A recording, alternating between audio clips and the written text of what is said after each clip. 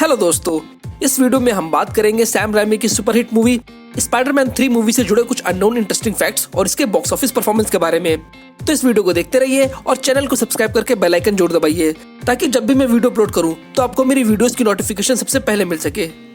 Sam ramie की Spiderman trilogy अब तक की आई सभी स्पाइडरमैन मूवीज में सबसे बेस्ट मूवीज में से एक है, जिसने क्रिटिकली और फाइनेंशियली काफी कुछ अचीव किया है और इसके साथ ही इसने मार्वल को भी स्टैंड करने में हेल्प की है।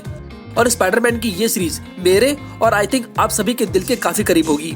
जो हमारी बचपन की यादों को ताजा करती है, जिसके वीएफएक्स और एक्शन ने आप सभी का दिल जीता है। और इस बार का कम्युनिटी पोल हमें ये दिखाता है कि आप सभी को ये मूवी कितनी पसंद है। मैंने ऑलरेडी स्पाइडरमैन 1 और 2 के इंटरेस्टिंग फैक्ट्स पर वीडियो बनाई हुई है, जिसका लिंक मैंने डिस्क्रिप्शन में डाल दिया है। अगर आप चाहे तो ऊपर दिए गए आई बटन पर क्लिक करके उसे देख सकते हैं। और बात की जाए स्पाइडरमैन 3 मूवी की, तो इस वीडियो में आप जानेंगे कि ओरिजिनली फिल्म को कितने पार्ट्स में बनाने वाले थे, वैनम की जगह किस विलन को दिखाया जाना था, क्यों सैम रैमी वैनम की अपीयरेंस से खुश नहीं थे और क्यों स्पाइडरमैन 4 मूवी नहीं बनाई गई। स्पाइडरमैन 3 ये हॉलीवुड की super hero based action adventure movie थी, जिसे रिलीज किया गया था 4 मई 2007 को। इस मूवी में हमें मेन लीड कास्ट में नजर आए थे Tobey Maguire, Kirsten Dunst, J K Simmons, Thomas Haden, William Dafoe, James Franco, Topher Grace, Bryce Dallas Howard और रोजमेरी हैरिस। इस मूवी को लिखा और डायरेक्ट किया था सैम रैमी ने, जिन्होंने इससे पहले the dark man, evil dead 1, evil dead 2 और स्पाइडरमैन 1 और 2 मूवी को डायरेक्ट किया है। इस मूवी का बजट रखा गया था $250 मिलियन और इसने बॉक्स ऑफिस पर $895 मिलियन का बिजनेस किया था और ये एक सुपरहिट मूवी साबित हुई थी। और ये उस साल की तीसरी सबसे ज्यादा पैसे कमाने वाली फिल्म थी। 2007 में सबसे ज्यादा पैसे कमाने वाली टॉप 4 मूवी थी Pirates of the Caribbean at the world's end, Harry Potter and the Order of Phoenix, Spiderman 3 और शार्क द थर्ड। इस मूवी को सोनी प्रोडक्शन हाउस के अंडर में रिलीज किया गया था और इस फिल्म की पॉपुलैरिटी को देखकर इसे 6.2 IMDb रेटिंग मिली हुई है। और अब बात करते हैं इस मूवी से जुड़े कुछ अननोन इंटरेस्टिंग फैक्ट्स के बारे में, जिसके लिए आप ये वीडियो देख रहे हैं। तो लाइक के बटन को दबाइए और वीडियो शुरू करते हैं। फैक्ट नंबर 1,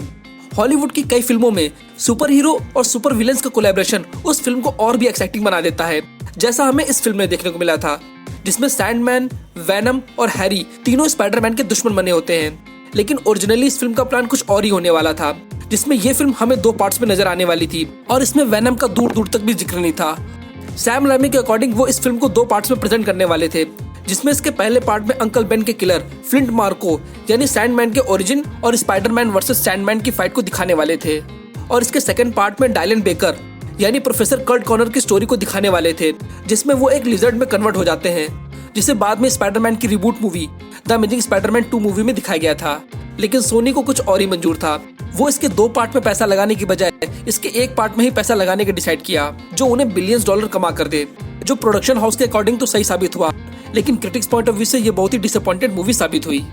फैक्ट नंबर 2, किसी भी फिल्म को हिट और फ्लॉप बनाने में उसके डायरेक्टर का बहुत ही बड़ा कंट्रीब्यूशन होता है, क्योंकि फिल्म हीरो की रॉयल्टी की बेस पर पैसे तो कमा लेती है, लेकिन क्रिटिक्स पॉइंट ऑफ व्यू से काफी पीछे रह जाती है, जैसा इस फिल्म के साथ हुआ। क्योंकि सैम रैमी के अकॉर्डिंग वो कभी भी वैनम को इस फिल्म में इन्वॉल्व नहीं करना चाहते थे,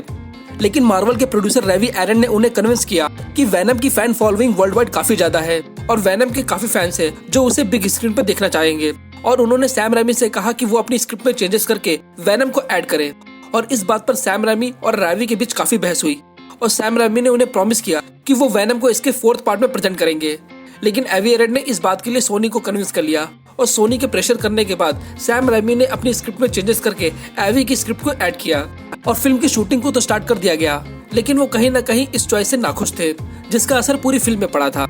फैक्ट नंबर 3, बात की जाए इस फिल्म की कास्टिंग की, तो स्पाइडरमैन 3 एक फ्रेंचाइज होने की वजह से इसकी ओल्ड कास्ट में तो कोई चेंजेस नहीं किए गए थे, लेकिन इसमें न्यू कैरेक्टर के डेवलप होने की वजह से इसमें नए एक्टरों को कास्ट करने की प्लानिंग की जा रही थी, जिसमें मेकर्स ने ग्वेन स्टेसी के रोल के लिए स्कारलेट जॉनसन और एलिशा कटबर्ट का नाम कंसीडर किया जा रहा था। और वहीं वैनम के रोल के लिए स्पाइडरमैन 1 मूवी के फ्लैश जोई मैंगलिनो को कास्ट करने की प्लानिंग की जा रही थी, लेकिन बाद में मेकर्स ने अपने इस प्लान को चेंज कर दिया और ग्वेन के रोल के लिए ब्रूस डलास को और वहीं वैनम के रोल के लिए टॉपर ग्रेस को कास्ट किया।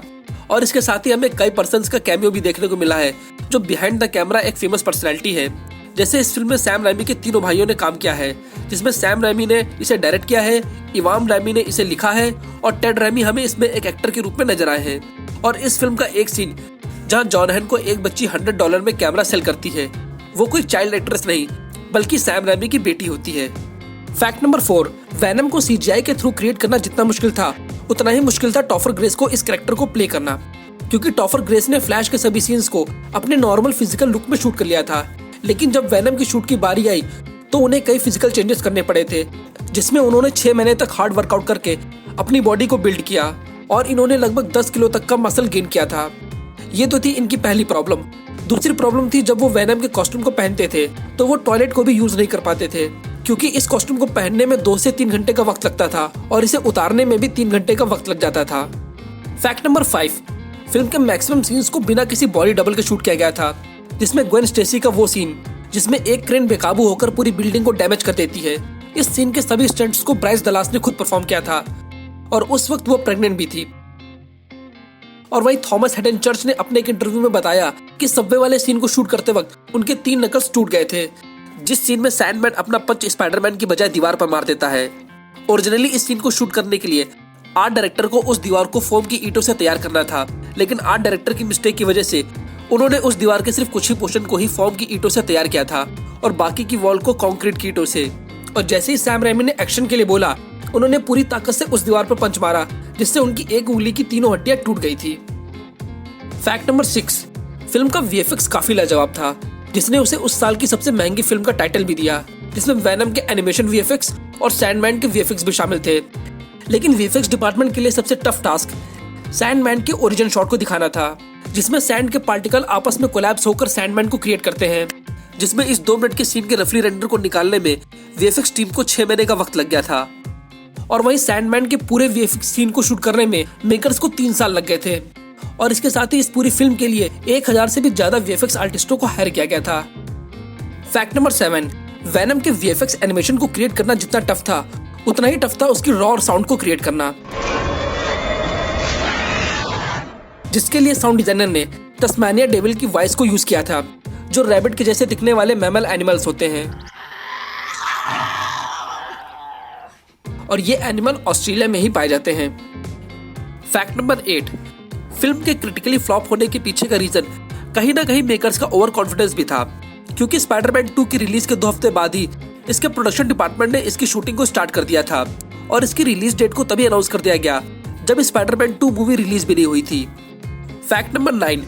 फिल्म बॉक्स ऑफिस पर एक ब्लॉकबस्टर मूवी साबित हुई, जिसने उस साल कमाई के कई रिकॉर्ड तोड़ दिए, जिसे उस साल US के 4300 सिनेमा थिएटर्स में रिलीज किया गया था और इस मूवी ने एक वीक में ही $100 मिलियन की कमाई कर ली थी, जो रिकॉर्ड अब तक Lord of the ring movie के पास था, जिसने एक हफ्ते में $96 मिलियन की कमाई की थी।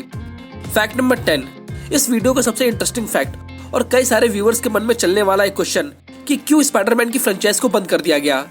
तो इसके पीछे रीजन ये था कि ये फिल्म फाइनेंशियली तो काफी अच्छा बिजनेस कर ले गई थी, लेकिन क्रिटिक्स पॉइंट ऑफ व्यू से इसे काफी क्रिटिसाइज किया गया था और सैम रैमी के पास स्पाइडरमैन 4 के लिए कोई अच्छी स्क्रिप्ट नहीं थी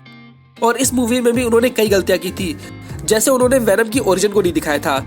जैसा हमें कॉमिक्स में साफ साफ देखने को मिलता है कि वैनम का सिम्बर्ट्स रॉकेट के अर्थ पर आता है और पूरी फिल्म को एक स्टोरी पर फोकस करने के बजाय कई स्टोरीज को मिक्स करके शो किया गया था, जिस वजह से इन सुपर विलेंस की मैक्सिमम पावर को शो नहीं किया गया, जिससे काफी फैंस नाराज थे। और फिल्म का कॉन्सेप्ट बहुत ही डार्क था, जो इसे DC की मूवी के जैसा प्रेजेंट कर रही थी, क्योंकि इसमें कई ऐसे डार्क सीन थे जो रेवेंज पर बेस्ड थे और इन सभी रीजंस की वजह से स्पाइडरमैन की फ्रेंचाइज को बंद कर दिया गया।